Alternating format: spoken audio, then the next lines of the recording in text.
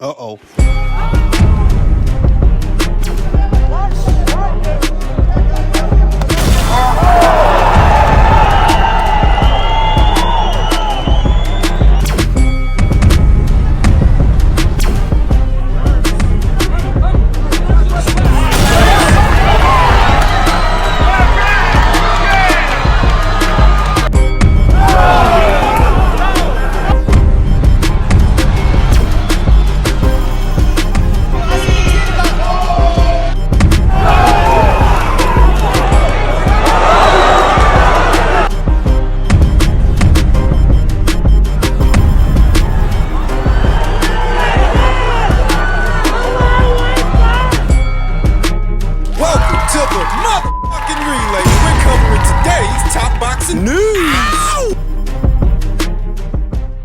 Okay, we'll start with this from the desk of Mike Coppinger. Angel Fierro has been forced to withdraw from Saturday's rematch with Isaac Pitbull Cruz. Sources told The Ring's Mike Coppinger the 140-pound fight was scheduled for the Manny Pacquiao versus Mario Barrios pay-per-view undercard in Vegas, but apparently Angel was having difficulties making the weight. Now, will they be able to find Isaac another dance partner on really short notice? I don't know. Isaac has always struck me as one of the most mismanaged fighters in boxing today.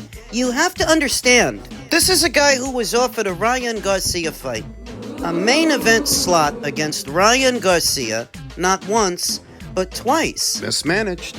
Turned it down both times so that he could continue to box on undercards against the Yuriorkis Gamboas and Angel Fierros of the world. The initial offer came right after his glorified loss to Gervonta Davis in December of 2021. Mismanaged. Isaac rejected an estimated $1 million offer to box Ryan Garcia in a main event several years later. Earlier this one, he rejected the fight again, saying that he didn't want to accept a fight with Ryan Garcia ahead of what was the first Angel Fierro fight on an undercard. Mismanaged. Common sense would dictate, if you have that kind of an opportunity waiting for you, an opportunity to make a lot of money against Ryan Garcia in a Turkey El Al Sheikh show, you fake an injury if you have to.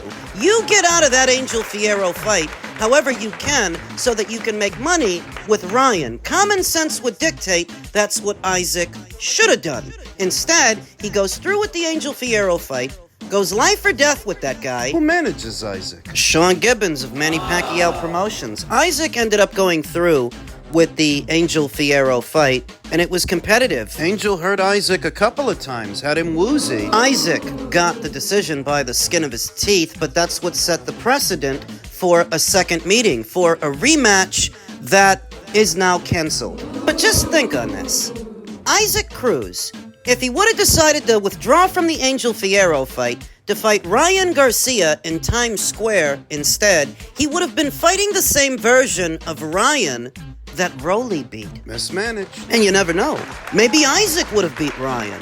And maybe Isaac would have been in a stronger position now for having done so than where he is. Because where he is without a dance partner. I mean, I don't know. Let's see if they can find him one before tomorrow. Though I don't imagine that Isaac has been making buku dollars to box on PBC undercards against guys like Angel Fierro. What it reminds me of is when Adam Kovnowski and Luis Ortiz rejected offers to box Anthony Joshua back when he was still champion, back when he was unbeaten. What it reminds me of is when Deontay Wilder rejected a $100 million offer from DAZN to fight him for Undisputed. That's what Isaac reminds me of. Another mismanaged PBC fighter. When he initially rejected that $1 million offer to box Ryan 4 years ago, who did he fight after that would have paid him that same amount of money? Nobody. And all these years later, when the offer comes back around, this time for even more money, to box that same Ryan Garcia off a year layoff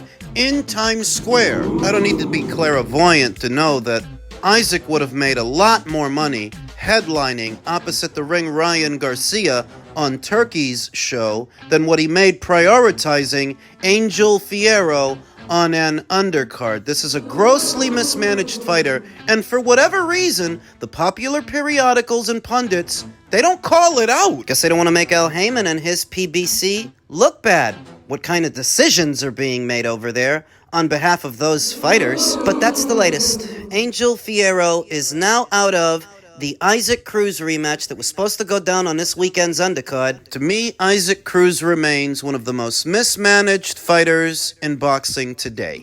Men's welterweight news, boxing insider Rick Glacier said, Boots Ennis told Turkey El Sheikh that he needs 2 or 3 tune-up fights before he would fight Virgil Ortiz. In reality, Boots is saying to Turkey he wants no parts of Virgil Ortiz. The Texan would mop the canvas with Boots' head. Boots can fight, but he definitely knows his own limitations, and that includes staying away from Virgil Ortiz. Boots has got a lot of monkeys on his back. You know, there are people that are mad at him for clout-chasing Terrence Crawford for so long just to reject a fight with him. There are others who are mad at Boots for going with Matchroom instead of signing to the PBC upon becoming a free agent. There are people that are mad at that. Why are you mad? Now there are people that are mad at this, that upon being offered a Virgil Ortiz fight for Riyadh season later on this year, he turns it down. He wants tune-up fights.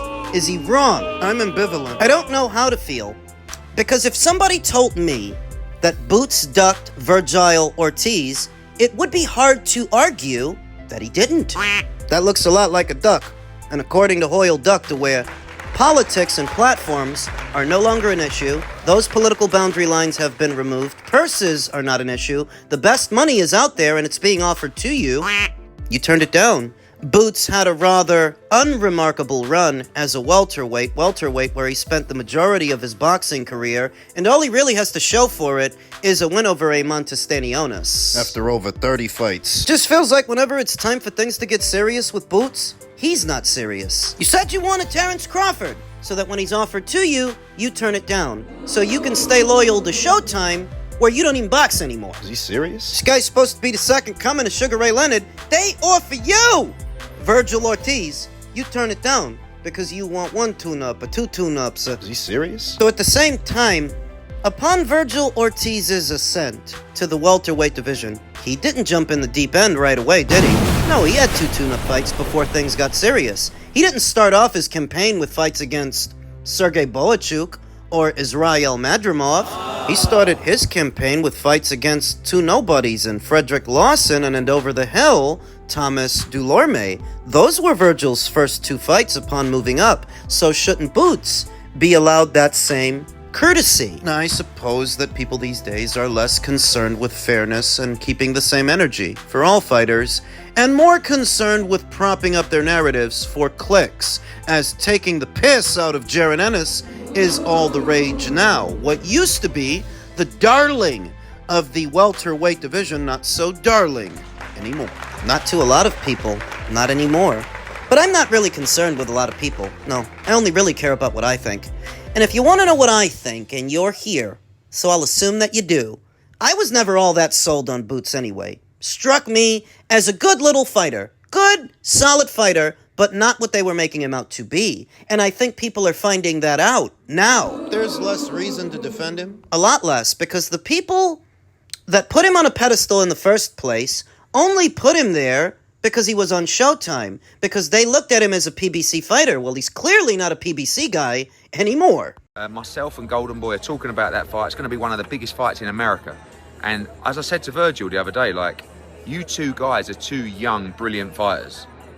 This fight is happening. December, January or February, Boots against Ortiz will happen. And you keep building it up, you 2 young guns, because I tell you something now, we see fights a lot, big names, but at the back end of their career. This is 2 pound-for-pound stars in their absolute prime.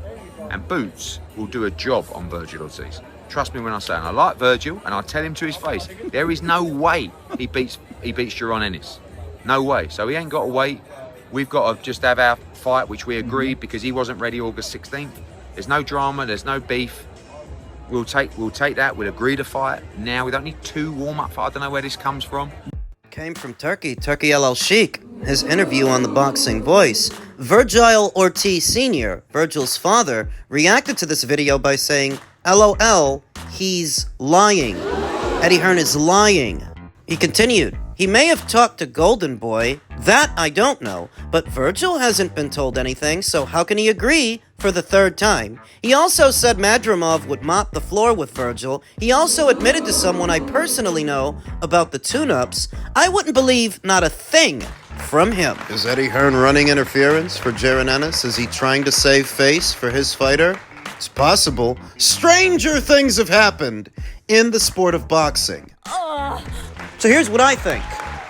I think that right now, at least right now, you can say that Boots ducked Virgil Ortiz. You can say that, and you can keep saying that up until he actually fights him. You can. I think that if what Boots wants is a tune-up fight before he jumps into the deep end at 154, special attention now has to go to who he tunes up with. Can't just be anybody. It has to be somebody halfway decent, somebody solid at 154. So I'm thinking Brian Mendoza. He's been in there with Sergey Boachuk and Tim Tszyu. I'm thinking Jesus Ramos. He's been in there with Erickson Lubin. I'm thinking Israel Madrimov. He's been in there with Terrence Crawford. He's been in there with Virgil Ortiz. I'm thinking Charles Conwell is coming right off a loss to Jorge Perez. What about him? See, the thing about 154 is that there are no world titles of opportunity and very few easy fights when you're talking about 154-pounders. You want a tune-up fight before things get serious. You want a tune-up fight before you fight the likes of a Virgil Ortiz. All right, but it better be somebody good. It's not about getting an easy win, and it's not just the stay busy fight. If what you're saying is you need a tune-up to acclimate to the junior middleweight division, you need to fight somebody solid from the junior middleweight division. Otherwise, he will leave himself even more open for more criticism, since criticizing Boots is all the rage now. I love it. What's the holdup with Bakram? Bakram Murtazaliev is he wants to fight everybody. Why can't we get him a fight? I want to tell you something. This is truth and this is right. And actually, I speak with 2-3 fighters about him, and they are scared. They doesn't want to fight. No. Lord child. Well, Virgil Ortiz is on social media. I will not. I don't want to say names. Yes. They know themselves. I don't want to say names. We put good money in the table for many fighters, and they disappeared. Turkey didn't want to name names. He didn't want to put everybody on blast, but you can sort of use your imagination as to who he would have offered that fight. See, I imagine that he offered Boots that fight, and Boots turned it down. But not just Boots Ennis. I imagine that he also offered that fight to Virgil Ortiz, who would have also turned it down. Now, who the third man is, I'm not sure. I imagine it's got to be a little bit disheartening for Turkey to come into this sport that he is so obviously a fan of, to provide all of this money and all of these opportunities to see what the boxers are really made of. You remove all the barriers, all the obstacles, all of the political boundary lines, the promoter stuff, the platform stuff. You provide the money. And not just the money, you're literally overpaying these guys, because a lot of these guys couldn't sell out a wing dinner. And still, there is friction. Still, there's resistance. And I imagine by now, Turkey notices that it's usually the Americans. Because I imagine that Boots is one of the guys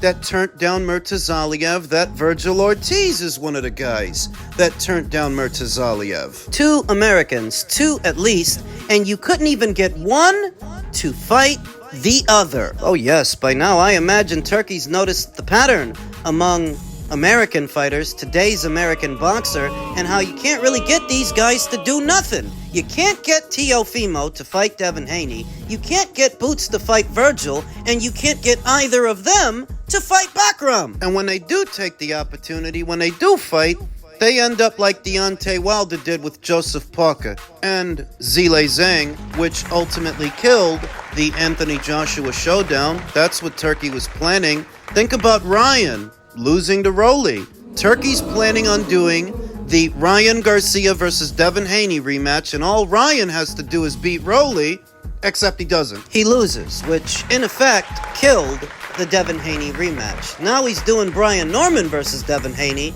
and let's just hope that both fighters make it there. We tried to do Schofield versus Stevenson last year, and the Schofields tried every excuse in the book to pull out of that fight till they eventually did. Turkey's gotta notice the pattern by now among American fighters as opposed to what other fighters are out there, UK fighters, Eastern Europeans, so on and so forth, because he's working with a lot of guys that come from a lot of different countries, but he's encountering the most issues with the Americans. For a long-time boxing fan who might idolize fighters like Muhammad Ali and Joe Frazier, George Foreman, Marvin Hagler, the legends of old, to see what American fighters today have been reduced to, I imagine that's disheartening. what they've become. And I take his word for it. I do. A guy with millions and billions of dollars at his disposal doesn't have a need to lie about what these fighters are doing and how they're really moving. It's time to snap back to reality. Within the boxing sphere, all sorts of shenanigans are possible that could go on for weeks and months. The back and forth between two teams playing the blame game. Oh, that can go on for years. Could go on forever while a fight doesn't happen, so that when he comes out and he speaks to the boxing voice and he says he's offered the Murtazaliev fight to at least 3 fighters and all 3 of them turned it down. I believe him. Even if he didn't mention them by name, got a good idea who he would have offered that fight to. Who's at 154 now in tandem with who he's already worked with and who he means to work with. It's not hard to put together that Boots would have rejected that fight, and Virgil probably did too. Even if he didn't mention them by name, does he really have to? You ain't got no common sense. The latest on Bakram Murtazaliev is that he may be going straight into a mandated title defense against his mandatory challenger, Erickson Lubin,